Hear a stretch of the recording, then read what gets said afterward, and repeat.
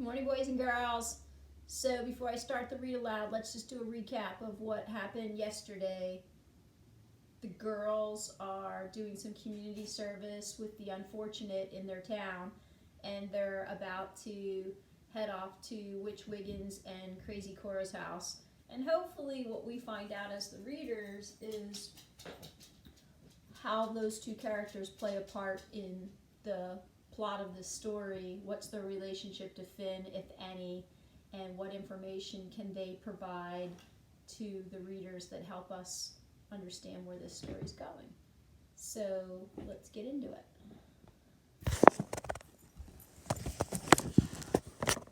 Okay, closer. Chapter 18, The Dangle Doodle Man. I was on my way home that day when I heard, "Hey, tree girl." I turned around. Finn was floating toward me. Truly, I think he floated on the air. My feet stuck to the ground and my mouth froze in an O. "Hey, tree girl, wait up." Wait up? I couldn't have moved even if I wanted to. "Look at that nice hair," I thought stupidly. "Look at those long legs. Look at that mouth." When he reached me, he said, "I've got a question for you." I managed to form a few words. "For me?" "You seem to know everyone around here, so maybe you know this person." He smelled very, very good, clean like soap. "Which person?" "Elizabeth Scatterding." "Who?" I croaked. "Elizabeth Scatterding. Do you know where I could find her?" I wondered if a person could die standing up. "That's Lizzie," I finally managed. "The other tree girl." Finn smiled and tapped my arm. "Oh, you don't say! That's great. Where does she live?" And so I, in my supreme mortification, had to tell Finn where my friend Lizzie Scatterdinghead lived, and then I had to watch him wave at me as he turned and headed in the direction of Lizzie's house, and then I had to force my body to aim for home, picking up my leaden feet one at a slow, glumpy time. My brain was shut down. It felt as if a fungus had infiltrated every little convoluted corner. In the distance, a man was coming toward me. Definitely not a blackbirdy tree critter. He was a rectangle man, tall and narrow, dressed up as if for church with a suit and tie and shiny shoes. "Hello there, miss," he said in a most polite way. "Miss" sat aloft in the air a few seconds. "Charming day, don't you think?" "I'm having a little stroll, obtaining my bearings." This must be the Dingle-Dangle Man, I thought. Odd that he and Finn have come to town at the same time. I said, "You don't happen to know a boy named Finn, do you?" His head jerked slightly to the left and then to the right like a bird on a worm prowl. "What's that, I beg your pardon?" "A boy named Finn. Do you happen to know him?" His eyes switched from left to right. "Finn? Did you say Finn?" "I did." "Goodness. Finn, you say?" With one finger, he stroked the top of his head. I've known a few Finns more than a few, to be precise. "But did you bring a boy named Finn here with you to Blackbird Tree?" "Not that I can recall." "Well, if you're looking for a Finn, he's over at the Cuprights visiting Miss Lizzie Scatterdinghead." "Had her perfectly odd," the man said. "And I might ask your name." "No." "I see. No matter. Ta." Nuala was standing on the porch, hands on hips. "Power's out. Who's old Wiggins mad at now?" Don't know anything today. Going up to the barn for a bit." From the loft, I went to the moon. It took me a while to get there, but when I arrived, I opened my eyes and looked back at the earth. I did not see a beautiful and green marble. What I saw was a giant blow-up of Finn and Lizzie laughing together. Their faces were so big they blotted out the earth. I looked down at my feet. red lava was swirling around them. Maybe I was on the wrong planet. So those of you who weren't here from the very beginning of the book, sometimes Naomi just, it's almost like meditating, where she just takes time out for herself and she imagines that she's on another planet looking down at the earth and trying to see things from a different perspective. So this is what she's doing right now. And of course, she's all worked up about Finn going to see Lizzie because she sees it as that he likes her. And there's probably something a little more to the story why Finn is looking for Lizzie, but we have to keep reading to figure out what that might be. I'll read one more chapter. Chapter 19, A Family. On the wall in the barn loft was a faded drawing I made when I was 5 years old. 2 tall stick figures with large heads were Joe and Nuala. Between them was me, a tiny child figure with a small head and an O for a mouth. To each side of the figures was a brown horizontal line to show the ground, and below that line on one side were 2 long gray boxes, colored with strong strokes going every which way. A single flower grew out of each box. Beneath the drawing in my childish handwriting was, "My family." I had no recollection of my mother, of course, and only a faint one of my father. I do not remember the events of the Day of the Dog, but I do remember the fear. I know only what has been told to me.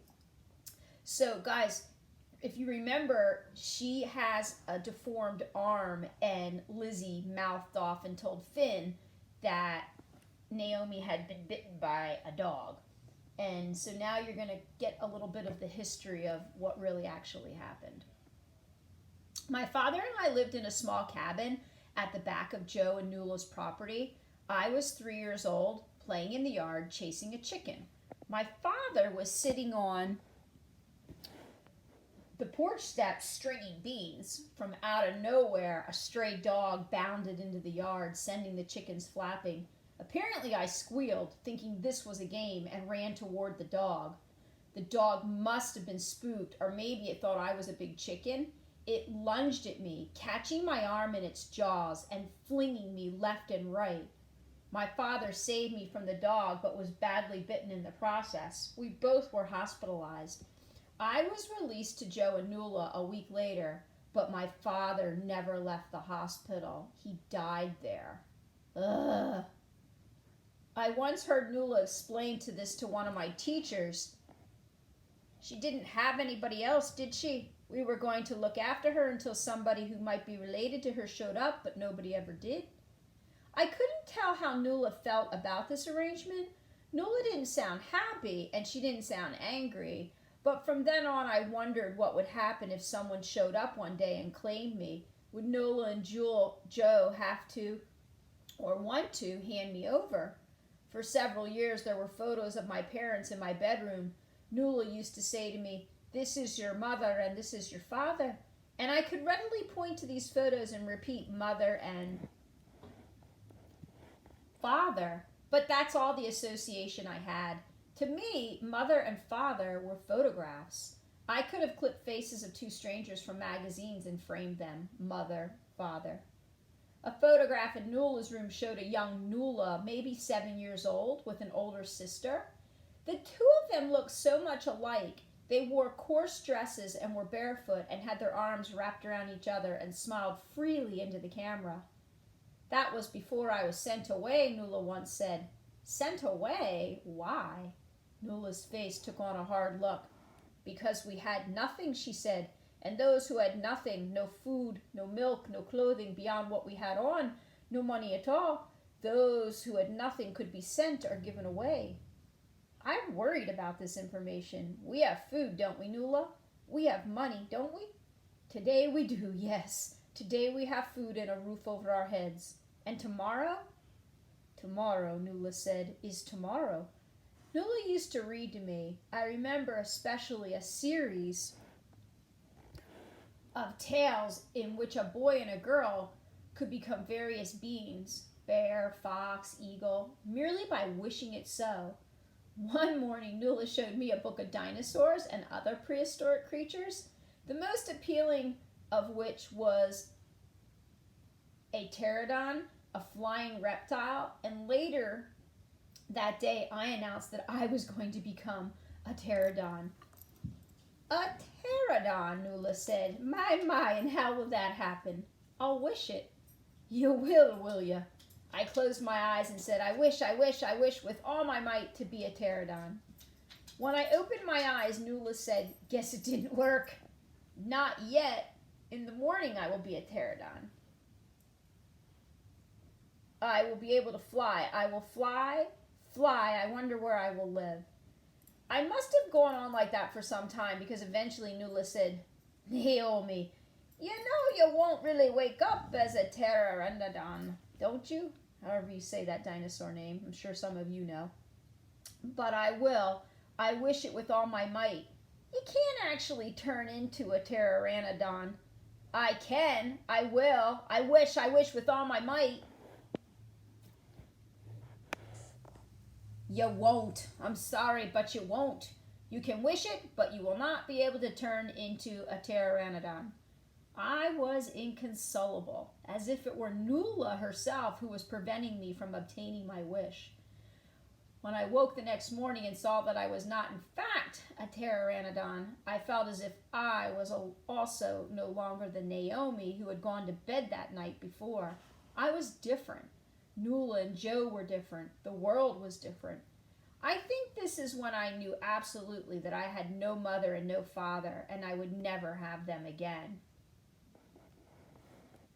A year or two later, a teacher read a story about a young knight on a quest. I remember none of the story except that the description of the knight's shining armor and his sturdy horse and the golden woods drew me in, and while the teacher read, I was the knight on the horse riding through the golden wood. I was that knight as surely as I was ever anyone else. I saw what he saw, felt what he felt, and when the teacher stopped reading, I could not move because I was still in the book. Unable to rouse me from that dreamy state, the teacher sent for Nuala. I told Nuala the story of the knight and his glimmering armor in the golden woods. She said, Naomi, you know that is a story, don't you? But what is a story? It's in here now. I tapped my head with all the other stuff, so maybe everything is a story. That night I went to sleep supremely happy. If I could be a knight, then I could be a pteranodon, or I could be an eagle or a bear or a fox or anything at all. And I could dwell where I pleased and do what I pleased. And if I wanted to have a mother, I could have a mother. And if I wanted to have a father, I could have a father. I could do and be and have all these things. I could be anywhere and everywhere. So this is kind of hard to understand. What Naomi is doing is really just coping. She knows there was a tragedy with her mom dying when she was giving birth to Naomi, and she knows there was a tragedy with her dad dying as a result of saving her from the dog bite. But she was so little when it all happened that she doesn't have a memory of it, and she only knows what she's been told. And you can imagine that would be a hard thing to hear. And so it's easy for her to try to almost like go into a fantasy world and not have to deal with it because it's hurtful. And you can imagine how sad she must feel that she doesn't have her real parents. So that's what's going on there. All right, I'm going to stop here. I'll post this on Schoology, and while you guys are checking this out and answering the question that I'll post, I will put together a little mini math lesson.